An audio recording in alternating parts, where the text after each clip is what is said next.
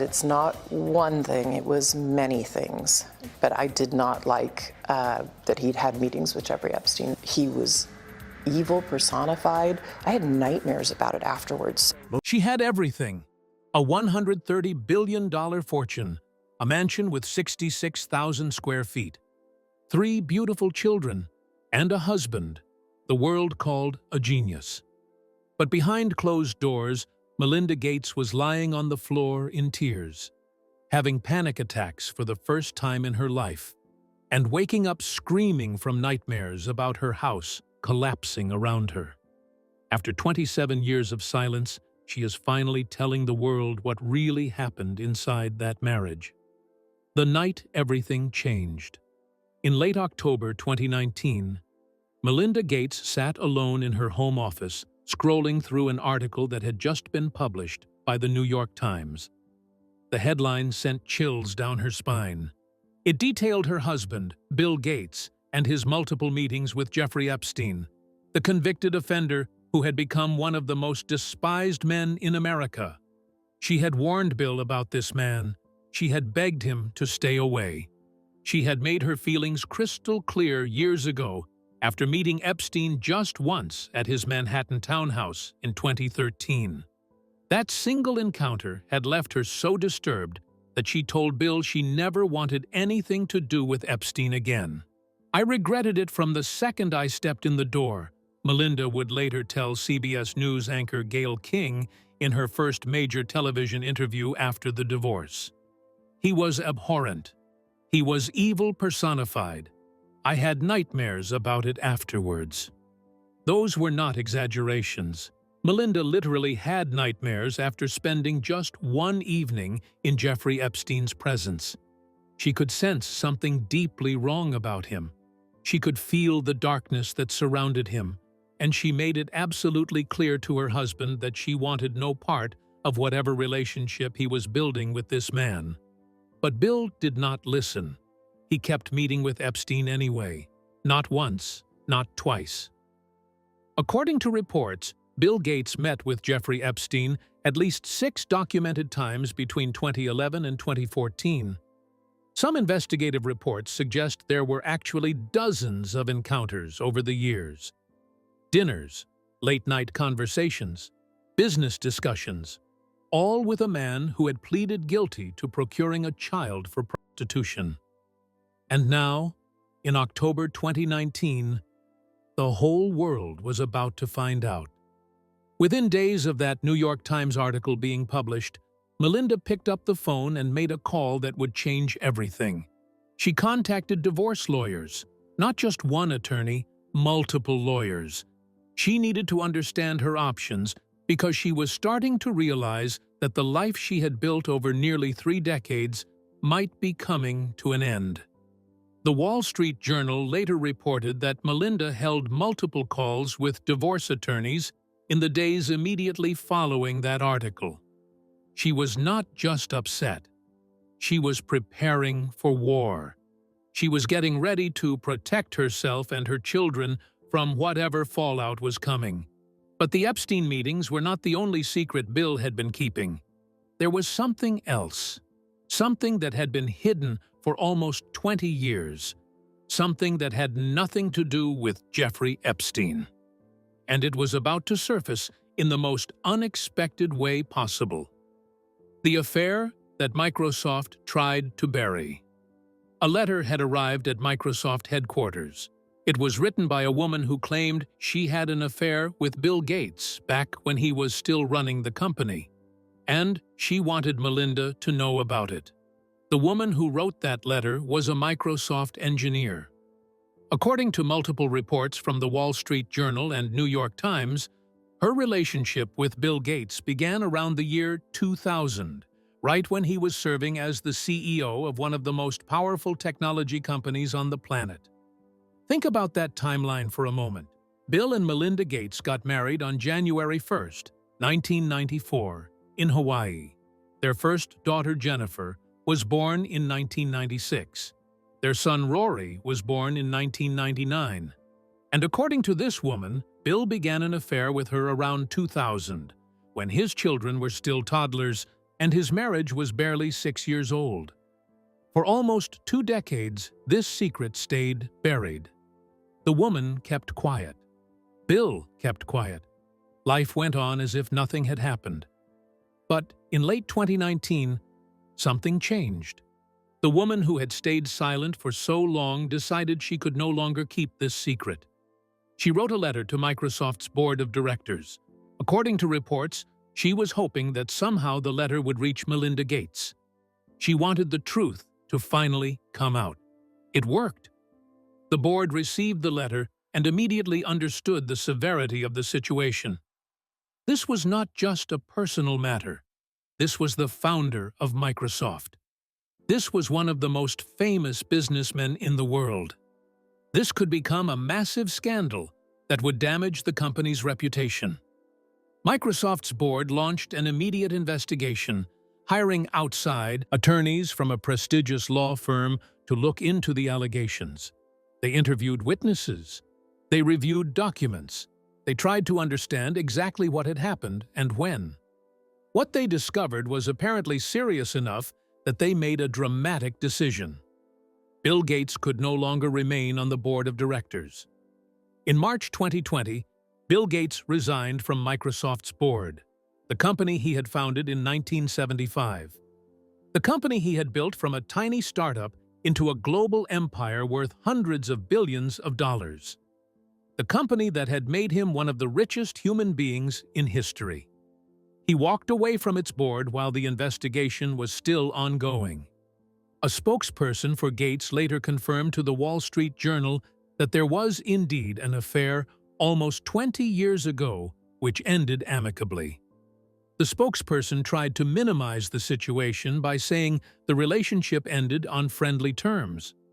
But that framing ignored the obvious question. How could an affair that happened while Bill was married ever be described as ending amicably? And the Microsoft affair was just the tip of the iceberg. The New York Times began digging deeper into Bill Gates's behavior around women at his companies. What they uncovered was a pattern of conduct that shocked many people who had admired him for decades. In 2006, Bill Gates reportedly emailed a female Microsoft employee after watching her give a presentation. He asked her to dinner and added a strange line that revealed his awareness of how inappropriate the invitation was. The email reportedly said something like, "If this makes you uncomfortable, pretend it never happened." He knew it was wrong. He did it anyway. Between 2007 and 2008, Microsoft executives discovered a series of inappropriate emails between Gates and another female employee. The situation was serious enough that 2 senior leaders had to intervene. Brad Smith, who would later become Microsoft's president, and Lisa Brummel, the head of human resources, confronted Bill directly about the messages and told him to stop. The pattern extended beyond Microsoft into the Gates Foundation itself. During a work trip, Bill allegedly approached a female foundation employee at a cocktail party. According to reports, he told her that he wanted to see her and asked if she would have dinner with him. This was at a work event. This was an employee. This was a man who should have known better. When Gayle King sat down with Melinda in March 2022 for her first major television interview after the divorce, she asked the question everyone wanted answered. Was there more than one woman? Was there more than one affair? Melinda paused. The silence stretched for a moment. Her answer was careful, but incredibly revealing. "Those are questions Bill needs to answer," she said. She simply made it clear that this was his mess to explain. And she was done protecting his secrets. The man Bill Gates could not stop seeing. Jeffrey Epstein was a monster. There is no other way to describe him. In 2008, he pleaded guilty to procuring a child for prostitution and served 13 months in a county jail with work release privileges that allowed him to leave during the day. His crimes were known to everyone.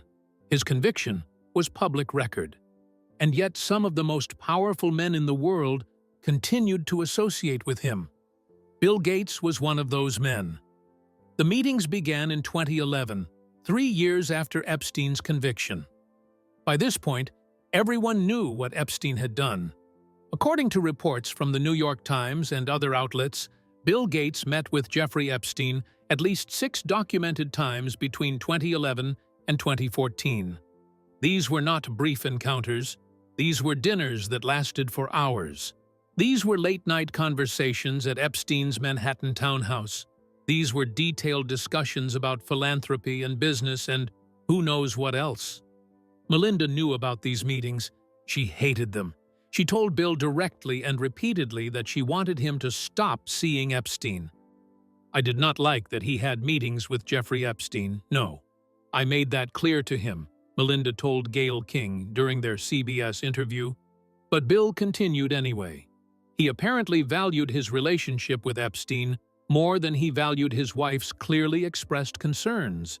He apparently thought he knew better than Melinda about who he should be associating with. He apparently believed the rules did not apply to him. And then came the text messages that revealed just how far this situation had gone.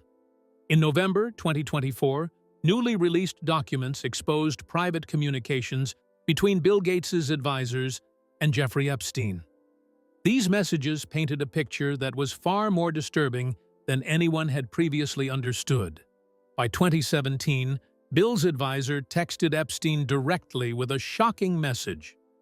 The advisor told Epstein that Bill wants to talk to you, but his wife will not let him. The advisor went even further, adding that Bill loves you and feels bad about abandoning their business proposals, but his wife would not allow it. Let those words sink in for a moment. Bill Gates's own advisor told Jeffrey Epstein that Bill loves him, that Bill wanted to continue their relationship, that the only thing standing between Bill and this convicted offender was Melinda putting her foot down and refusing to allow further contact. When Epstein died in prison in August 2019, under circumstances that remain controversial to this day, Melinda thought maybe this nightmare chapter of her life was finally over. Maybe now she could move forward without the shadow of Jeffrey Epstein hanging over her marriage. But 2 months later, the New York Times article exposed everything to the public. Melinda described this moment in her memoir as reaching a fever pitch. She wrote that the article raised serious questions about Bill's conduct. Questions that suggested he had betrayed not only their marriage, but also her values, her deepest held beliefs about right and wrong, her fundamental understanding of who her husband was supposed to be. By this point, Melinda had been having nightmares for months. Her subconscious was screaming what her conscious mind was not yet ready to accept. Her marriage was already over. She just had not admitted it yet. Lying on the floor in tears. The period between late 2019 and early 2021 was the darkest time of Melinda Gates's life. She was 55 years old. She had been married for 25 years. She had 3 children who were watching their parents' relationship fall apart, and her entire world was collapsing around her just like in those recurring nightmares. In her interviews and her memoir called The Next Day, Melinda has been remarkably honest about her emotional and physical state during this time. She did not try to present herself as strong and composed. She did not pretend she handled everything gracefully. She told the raw truth about what falling apart actually looks like. She described experiencing panic attacks for the first time in her life. This was a woman who had spoken to world leaders, who had testified before Congress, who had managed billions of dollars in charitable giving. And suddenly, she could not breathe. Suddenly, her heart was racing uncontrollably. Suddenly, her body was betraying her in ways she had never experienced before. She described waking up in terror from recurring nightmares.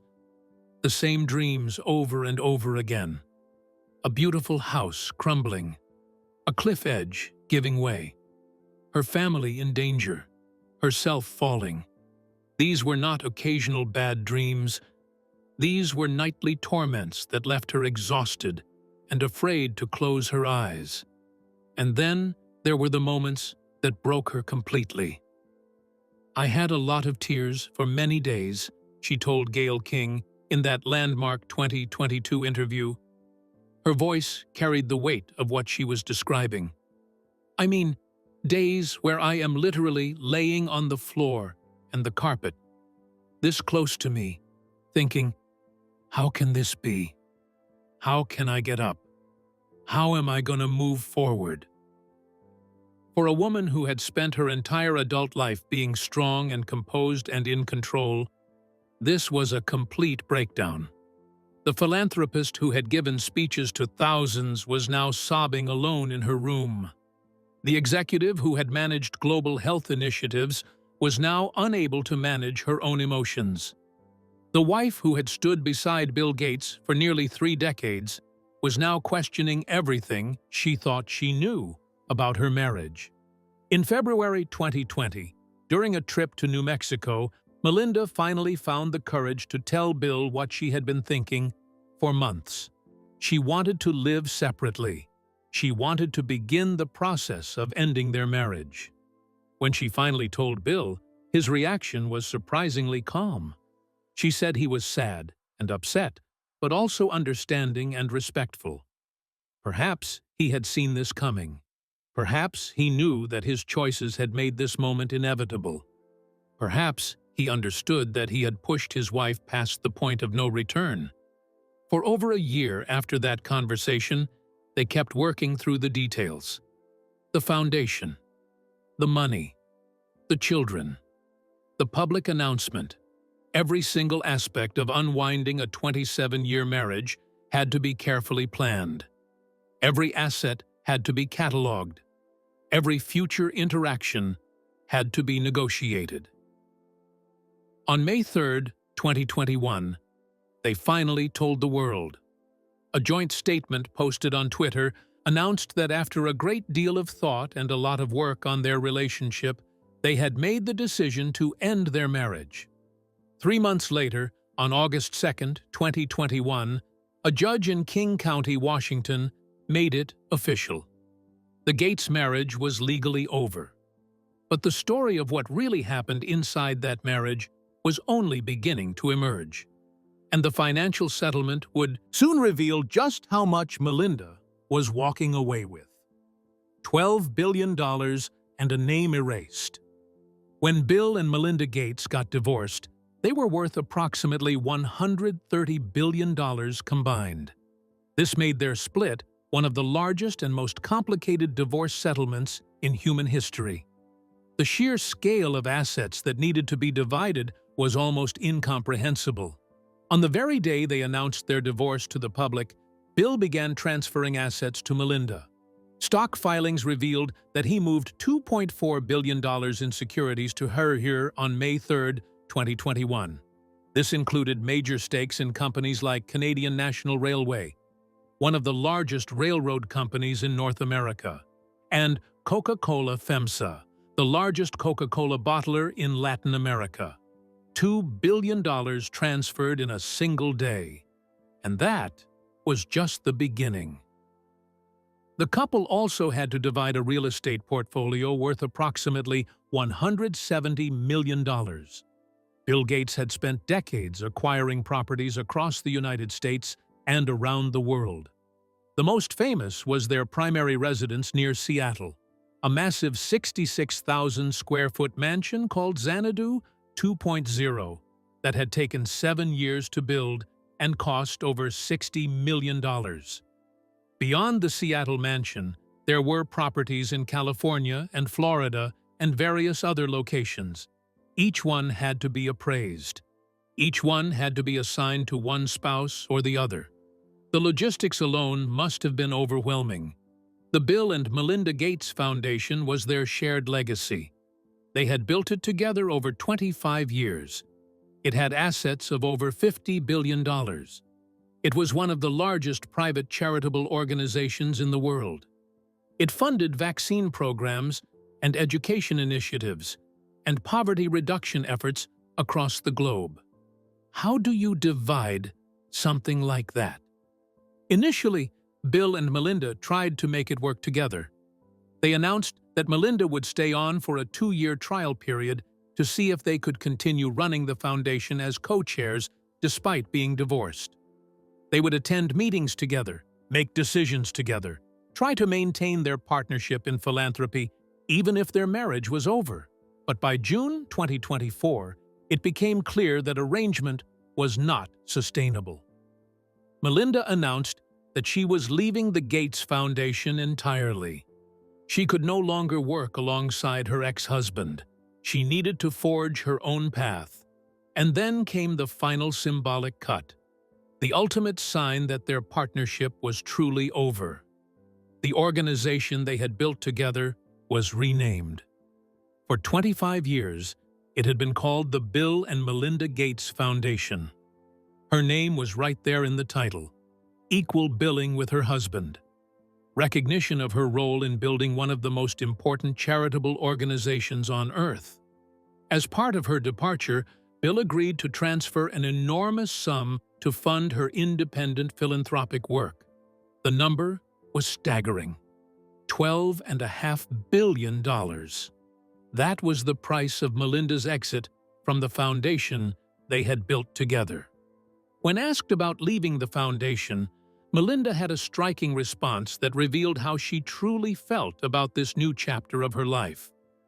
"I am totally unencumbered to work in any way I want," she said. After decades of operating within Bill's shadow and playing by his rules and compromising her own vision, she was finally free. Free to give money to causes Bill might not have approved. Free to speak her mind without worrying about the foundation's reputation. Free to become whoever she wanted to be. But that freedom came at a price that went far beyond money. It cost her identity. It cost her life's work. It cost her name on the door of the organization she had built. In April 2025, Melinda appeared on The Late Show with Stephen Colbert to promote her new memoir called The Next Day. The host asked her what Bill's affair had taught her about marriage. What did she learn from that betrayal? Her answer revealed everything about why she finally found the strength to walk away from one of the richest men on Earth. The woman she became after everything fell apart. When Melinda Gates walked onto the stage of The Late Show in April 2025, she was a completely different woman than the one who had lain crying on her bedroom floor just 5 years earlier. Her posture was confident. Her voice was strong. Her eyes carried a clarity that only comes from surviving something that nearly destroyed you. Stephen Colbert welcomed her warmly and held up a copy of her memoir, The Next Day. The book had already become a bestseller. Women across the country were reading about her journey from devastation to renewal. Her story was resonating with anyone who had ever had to rebuild their life after betrayal. Colbert asked her the question that everyone wanted answered. What did she learn from Bill's affair about what she wanted in a marriage?